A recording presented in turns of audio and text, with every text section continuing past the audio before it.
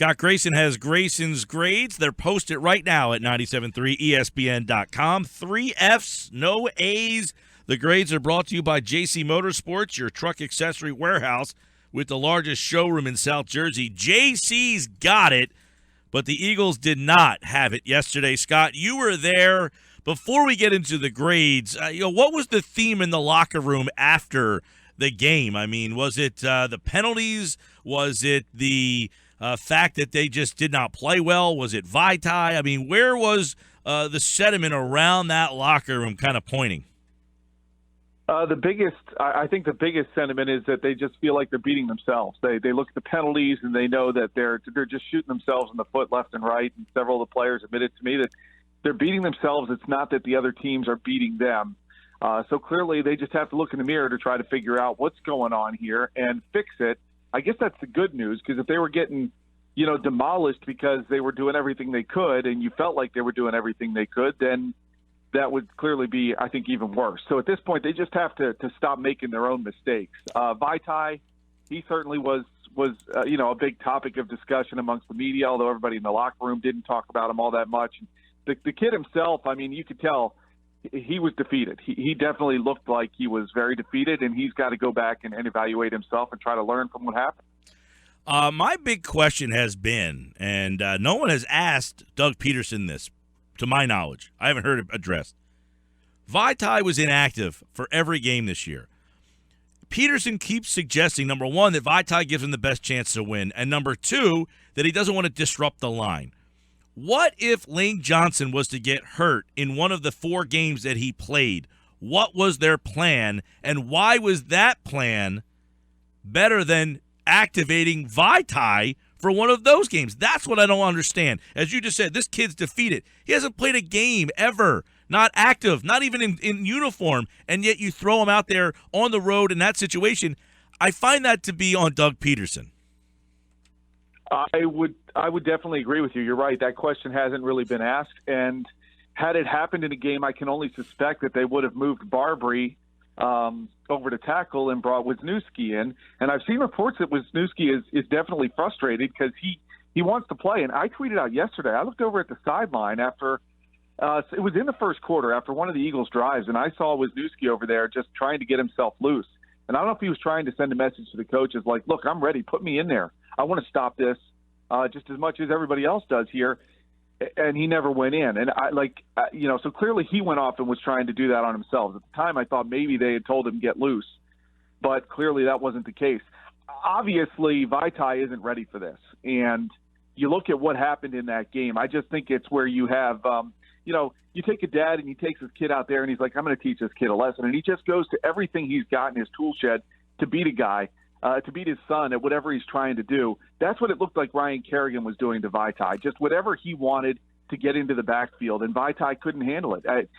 I don't see how he's going to be ready by next week for all the mistakes that were made here. Sure, you can try to fix some things by the film, but I don't think you can fix as much as there was there, and it's not like it's going to get any easier. We got an undefeated team coming into Philadelphia now, and I think Vitae's set up to have potentially another bad week. Now, did you blame more of Vitae? It's hard to blame this kid, but, I mean, he did not play well. I agree. Did they help him out enough? Did they just not? I mean, overall, with the Vitae situation, did Peterson do a good enough job knowing that this kid was green as grass?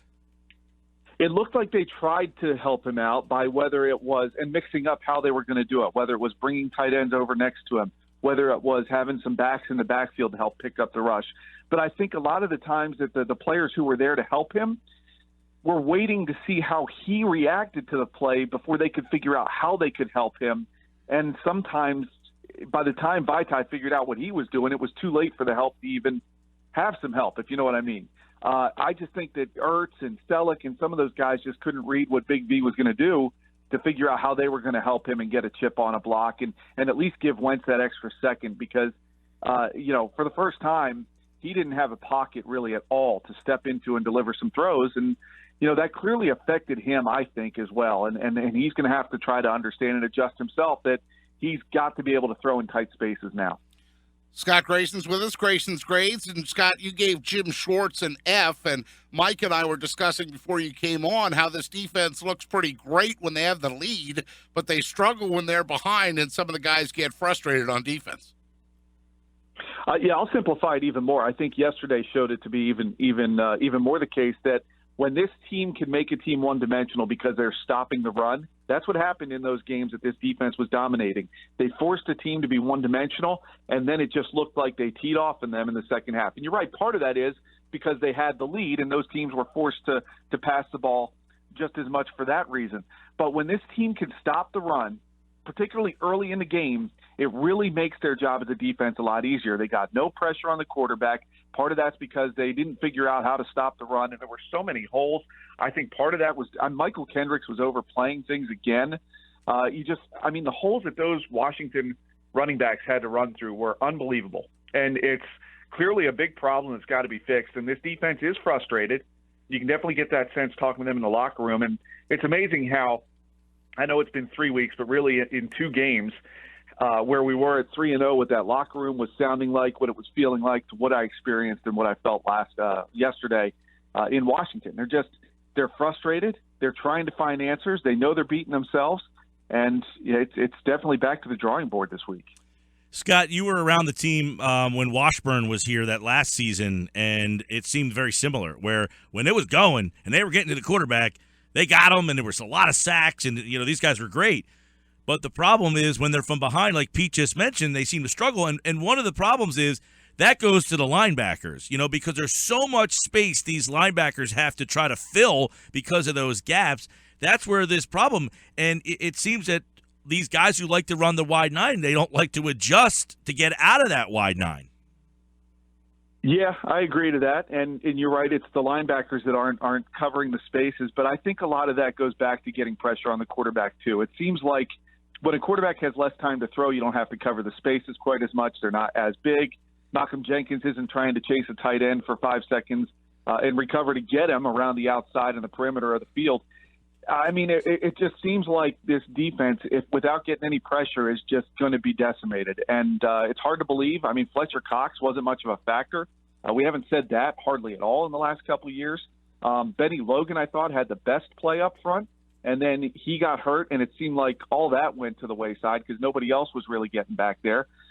I think you're right. I think they've got to fix a lot of problems, including assignments and who's supposed to stick with who. I think, on the linebacking front, I think Bradham's playing pretty well. I think Hicks is playing pretty well. But if all 3 linebackers aren't playing well together, it does create a problem. Scott Grayson has Grayson's Grades at 97.3ESPN.com. One of the guys that you spoke to after the game was Jordan Hicks. And I'm wondering, last year he was a guy who was a playmaker, interceptions, forced fumbles. Seemed like he was always all over the place. And just kind of getting a sense from him of where this defense is right now. He definitely was one of the ones who clearly told me that this team is beating itself and that they have to figure out how to stop committing these stupid penalties that are extending drives.